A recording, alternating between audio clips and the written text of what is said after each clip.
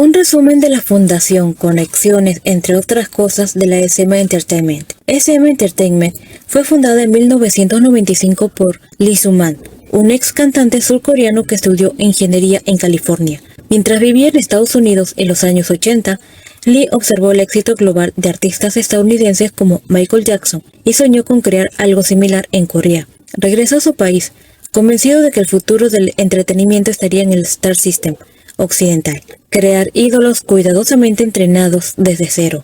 En 1989 creó SM Studio, que más tarde se convertiría en SM Entertainment. La empresa se formalizó como corporación en 1995. SM fue pionera en el sistema de entrenamiento de ídolos, reclutando jóvenes talentos mediante audiciones y sometiéndolos a años de formación en canto, baile, idiomas, actuación y etiqueta pública.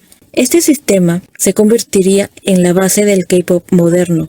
SM también fue pionera en el modelo de producción interna, donde SM controla todos los aspectos: música, coreografías, estilismo, marketing.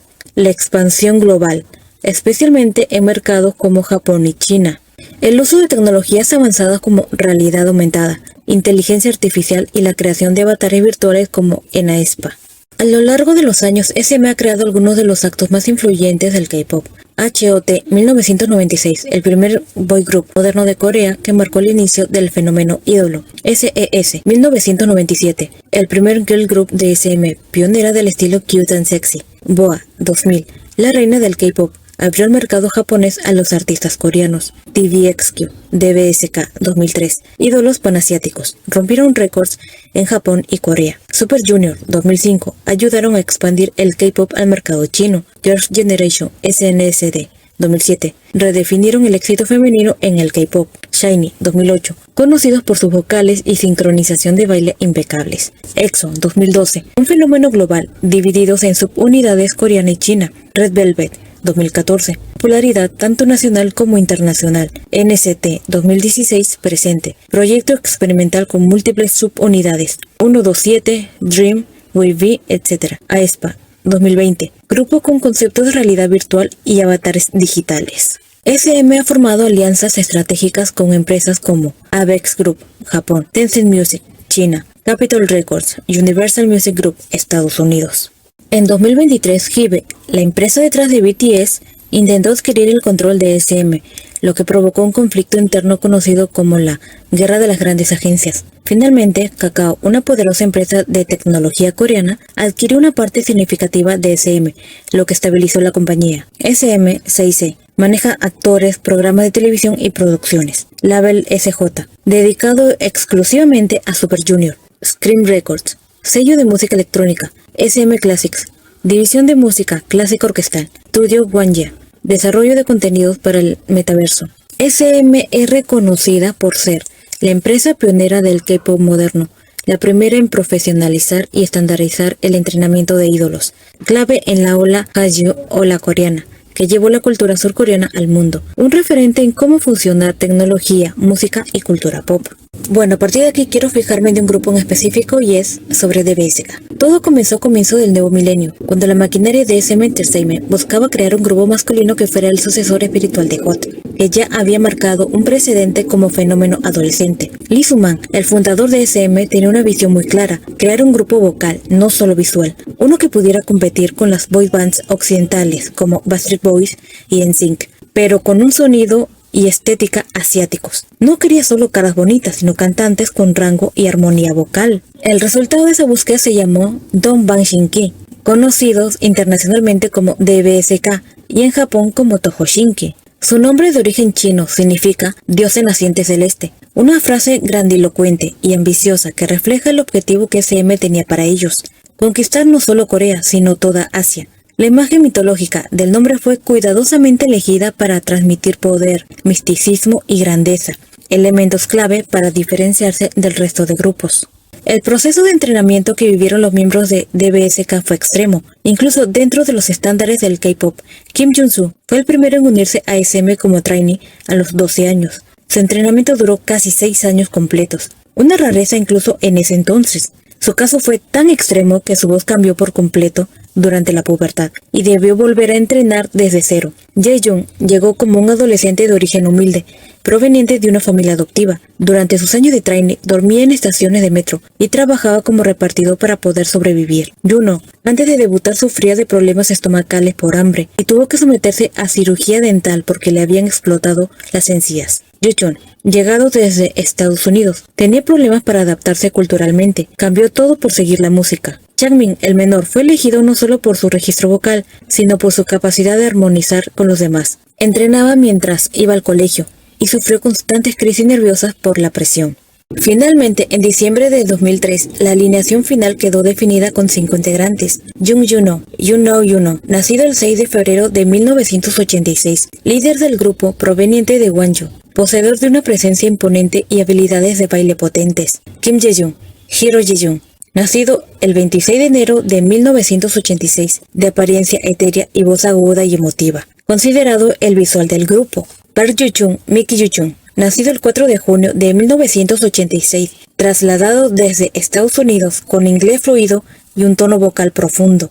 Kim Jun-soo, Sha Jun-soo, nacido el 15 de diciembre de 1986, con una voz poderosa y único estilo vocal, uno de los primeros en entrenar. Shim Changmin, Max Changmin, el más joven, nacido el 18 de febrero de 1988, con una voz aguda que rompía los límites de los registros normales para el pop.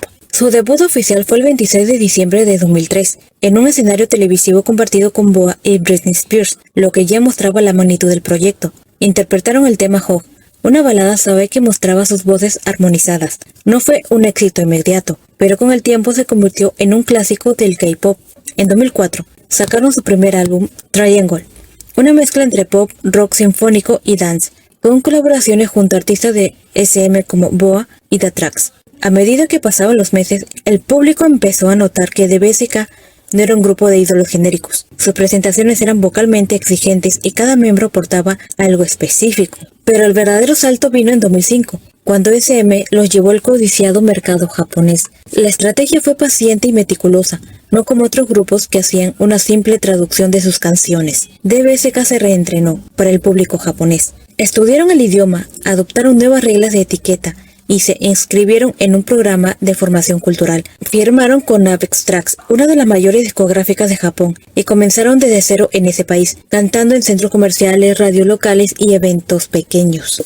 Al principio la recepción fue tibia, pero con cada single fueron ganando respeto. Su pronunciación era perfecta, su presencia escénica única y la calidad vocal incomparable. En 2006 sacaron su primer álbum japonés y en 2008 lograron lo impensable. Su single Purple Line alcanzó el número 1 en el Oricon Chart. Fueron el primer grupo extranjero masculino en conseguirlo, y en 2009 llenaron el Tokyo Dome, un recinto reservado solo para los artistas más grandes de Japón.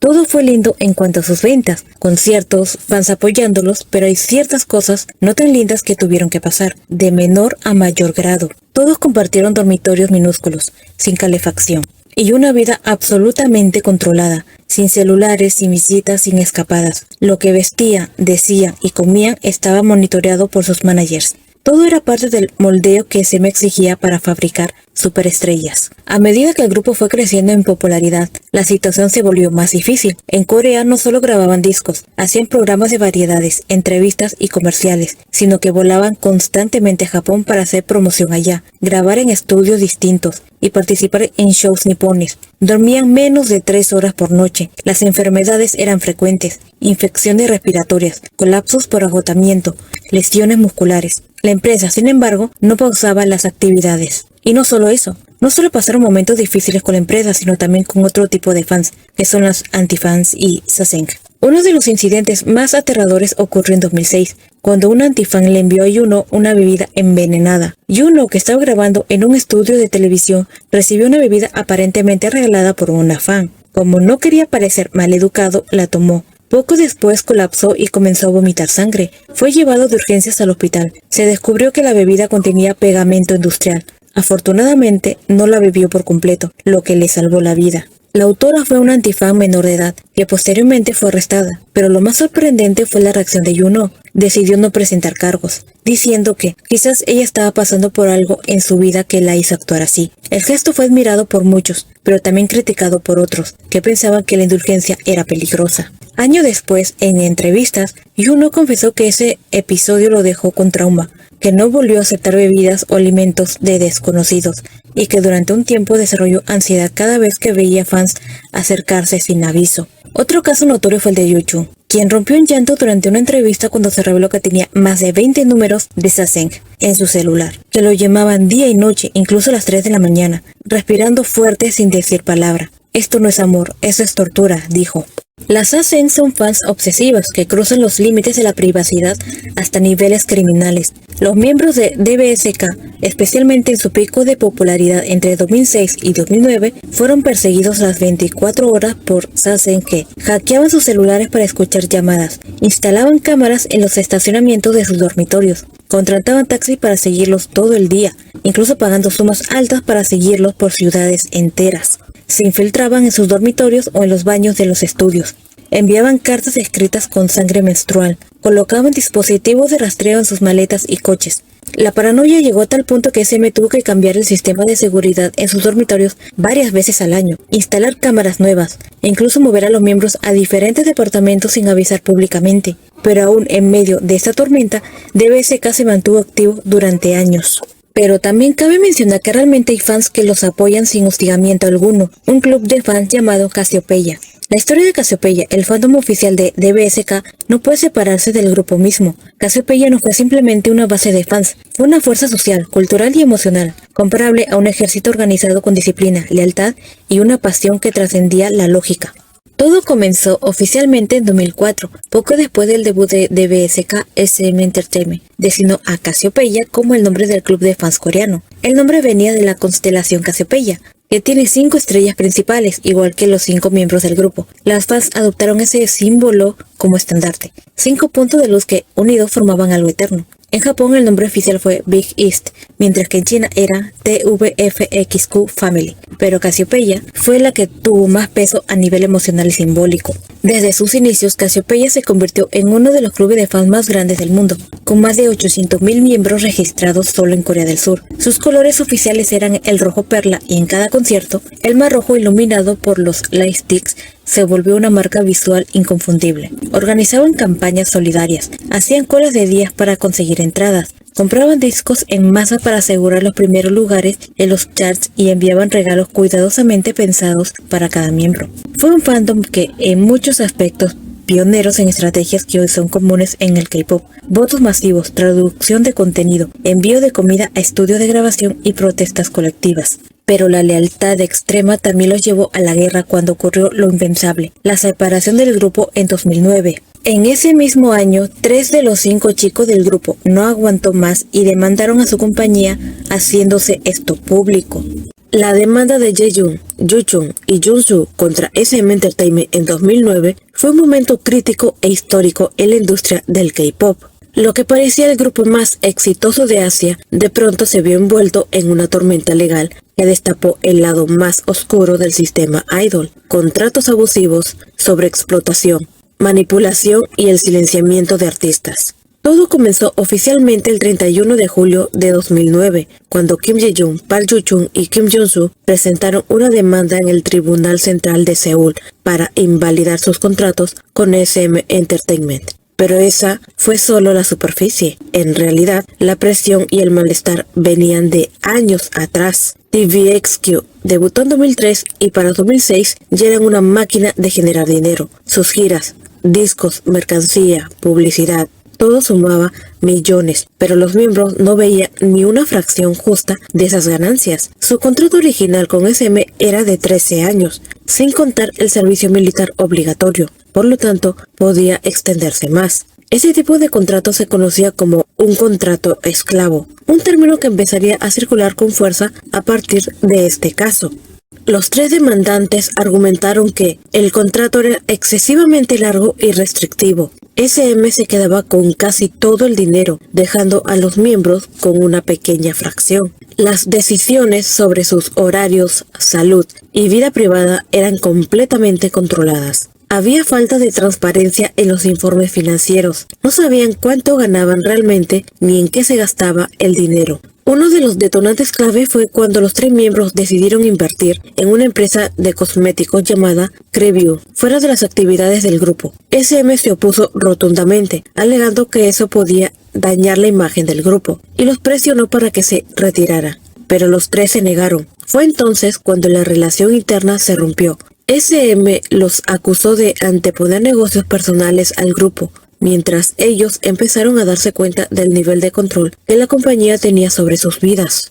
La situación era insostenible. Habían pasado 6 años sin apenas descanso, con horarios de 20 horas diarias, dormían en camionetas, comían mal y su salud física y mental se deterioraba. En entrevistas posteriores, Jung-soo confesó que no sabían que era un día libre y que solo querían tener algo de control sobre sus propias vidas. Cuando la demanda se hizo pública, fue un terremoto. Los medios coreanos lo cubrían como un escándalo nacional. SM respondió con una conferencia de prensa acusando a los 3 miembros de ingratitud y manipulación, asegurando que se les había tratado bien y que el contrato era legal. Pero la opinión pública se dividió. Muchos empezaron a simpatizar con los artistas, sobre todo al conocerse detalles como: en 2008, TVXQ generó alrededor de $100 millones en ventas, pero cada miembro ganó menos de $100,000 ese año. Las multas por cancelar o negarse actividades eran tan altas que si uno se enfermaba, todo el grupo era castigado económicamente. Las horas de trabajo no tenían límites legales. Había días en los que se presentaban en más de 5 shows y dormían menos de 3 horas. El tribunal de Seúl falló a favor de Jaeyoung, Yoo-chung y Jung-soo en octubre de 2009 y suspendió temporalmente su contrato con SM. Esto les permitió formar JYJ, el nuevo grupo, mientras continuaban el juicio principal para anular totalmente el contrato. Sin embargo, SM no se detuvo ahí. Usó su poder para bloquear a JYJ de todos los medios coreanos. Las grandes cadenas KBS, MBC, SBS se negaban a invitarlos, pese a que llenaban estadios y vendían discos. Muchos sospechaban que SM ejercía presión política y económica para vetarlos.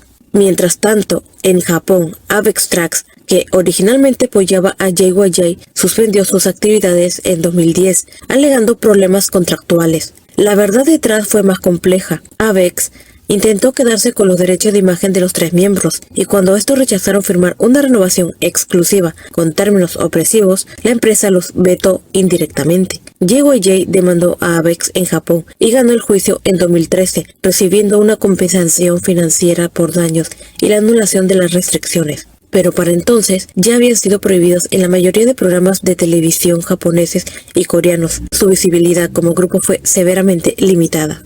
Esto causó efectos colaterales. Yoo-chung, el miembro más fluido en japonés y uno de los favoritos, cayó en una profunda depresión. Su salud mental se deterioró a lo largo de los años y en 2016 fue acusado de agresión sexual por varias mujeres. Aunque fue absuelto judicialmente, su reputación quedó destruida. Posteriormente fue arrestado por consumo de metanfetaminas, confirmando que su vida se había descarrilado por completo. Las consecuencias de la presión de la industria y la cancelación pública fueron devastadoras. Jung-soo fue el único que mantuvo una carrera estable y de calidad. Fundó su propio teatro musical y protagonizó obras como Mozart, Drácula y Elizabeth, rompiendo récords en venta de entradas. También lanzó discos como solista, manteniéndose fiel a su estilo vocal potente y melódico. Jaeyoung, por su parte, exploró más el mundo del rock y el pop japonés. Se convirtió en un ícono de moda, empresario y actor popular en dramas. A pesar de su fama, vivió episodios de ansiedad y aislamiento. En 2020 fue duramente criticado por hacer una broma en Instagram diciendo que tenía COVID-19 cuando no era cierto, para crear conciencia. Su intención fue malinterpretada y aunque pidió disculpas, el daño de imagen fue fuerte. Yuno y Changmin, fieles a SM, mantuvieron una línea profesional. Su trabajo como dúo fue sólido y constante. Llenaron estadios en Japón, especialmente gracias a su dedicación lingüística y cultural. Fueron los primeros artistas extranjeros en Japón en realizar 5 conciertos seguidos en el Tokyo Dome. Mostraron siempre una imagen de madurez, equilibrio y profesionalismo, pero incluso ellos confesaron en entrevistas que la separación fue como un divorcio emocional y que sufrieron mucho al ver cómo todo se derrumbó. Pero, a pesar de todo, JYJ continuó como grupo independiente. En 2010 lanzaron discos como The Beginning e In Heaven y lograron conciertos internacionales, incluso sin promociones normales en televisión. Fue una hazaña en un sistema dominado por las grandes agencias. El juicio principal duró más de 3 años. Recién en noviembre de 2012, el tribunal anunció que SM y JYJ habían llegado a un acuerdo. Ambas partes terminaban sus contratos y se comprometían a no interferir en las actividades del otro. No hubo compensación económica pública. Lo importante fue que JYJ ganó su libertad oficialmente. Lo que dejó DBSK como grupo de 5 fue algo irrepetible. Marcaron la transición entre la primera y la segunda generación del K-pop. Llevaron la ola coreana a Japón en tiempos donde eso era impensable y fueron pioneros en demostrar que el talento vocal real podía convivir con el concepto ídolo. Pero también fueron los primeros en romper el silencio sobre la explotación y su caso sirvió como base para reformas legales en los contratos de idols. Hoy, si los idols pueden firmar contratos de máximo 7 años, si existen leyes laborales para trainees menores de edad y si los fans son más conscientes de los derechos de sus artistas, es en gran parte por la guerra que libraron los 5 miembros de DBSK, aunque nunca lo hayan hecho juntos hasta el final. Hoy, los 5 viven en mundos separados, pero ninguno ha negado el pasado, ninguno ha renegado de lo que fueron. Y aunque no hay señales oficiales de una reunión, el respeto entre ellos se ha ido reconstruyendo desde la distancia.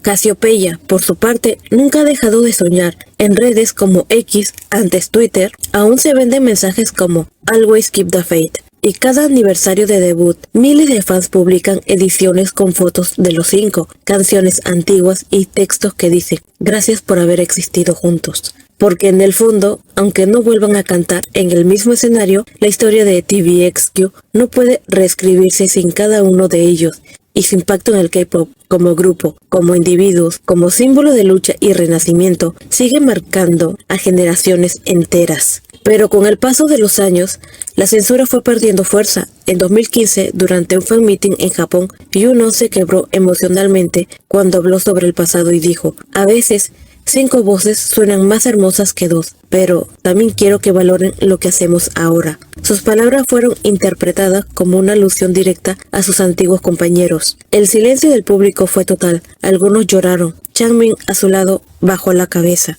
En 2017, cuando JYJ cumplía 8 años como grupo independiente, Jaehyun escribió un mensaje en redes que decía, incluso si el viento nos llevó por caminos diferentes, hay 5 huellas que jamás se borrarán. No mencionó nombres, pero los fans entendieron todo, y fue una señal de nostalgia, tal vez de reconciliación silenciosa. Y luego vino el momento más simbólico de todos. En 2020, Yuno y Jaehyun hicieron el servicio militar en el mismo periodo y unidad. No hay evidencia oficial de que hayan hablado, pero según reportes de fans y alegados al ejército, sí tuvieron contacto, breve pero civilizado. Algunos dicen que incluso compartieron café en el comedor. Si bien jamás se confirmó oficialmente, el hecho de que ambos estuvieran juntos en un entorno sin cámaras y sin managers fue suficiente para alimentar la esperanza. También se supo que Junsu y Changmin coincidieron en un musical en Seúl. Aunque no se cruzaron en escena, el reencuentro no se dio, pero el clima general fue de respeto, no de hostilidad. Con el tiempo, los integrantes comenzaron a hablar con más libertad sobre su pasado.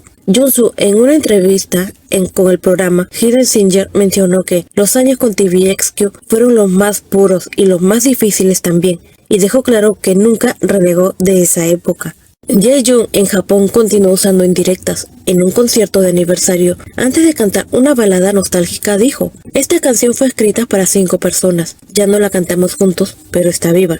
Changmin, el más reservado, en un programa japonés de 2023, simplemente dijo, hubo un tiempo en que no dormíamos, pero vivíamos, era con ellos, era real. De todos, Yuchun es el que más ha desaparecido del mapa, tras los escándalos legales, las denuncias de las que fue absuelto y el arresto por consumo de drogas. Su vida dio un vuelco irreversible. Él mismo admitió que perdió el contacto con los otros 2 de JYJ. En 2022, Junsu reveló que hace mucho no habla con Yuchun. Aunque no lo juzga, dijo, cada uno tomó un camino distinto. Lo que vivió nadie más lo puede entender completamente.